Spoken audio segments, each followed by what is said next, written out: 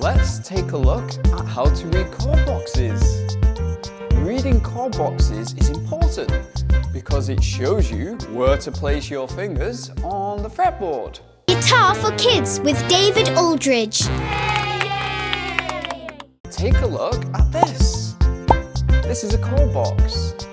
The dots on this will tell us where to put our fingers on the fretboard. Each chord has a letter name, and this one is E minor. We have two different types of chords. We have major chords that sound happy and minor chords that sound sad. Can you guess which chord I'm playing here? Happy or sad?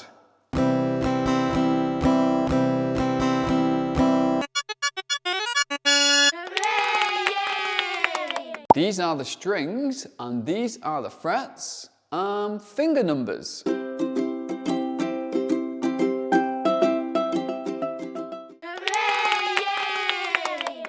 Could you take a look at this?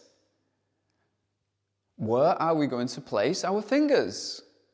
Okay, we're going to put our second finger on string 5 at fret 2.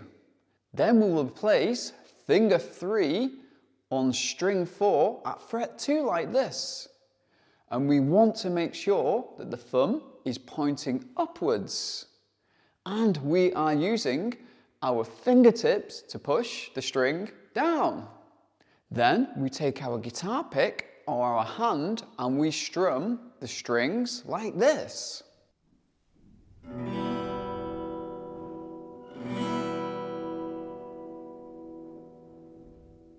Guitar Star in 30 Days. A brand new course for kids 6+ under one roof. Learn new songs, progress quickly towards a dream. Take your first steps. Feel proud. Let a child try. Give them a smile. Show them you're proud. Join Guitar Star in 30 days by visiting davidguitarcoach.co.uk. Let your light shine.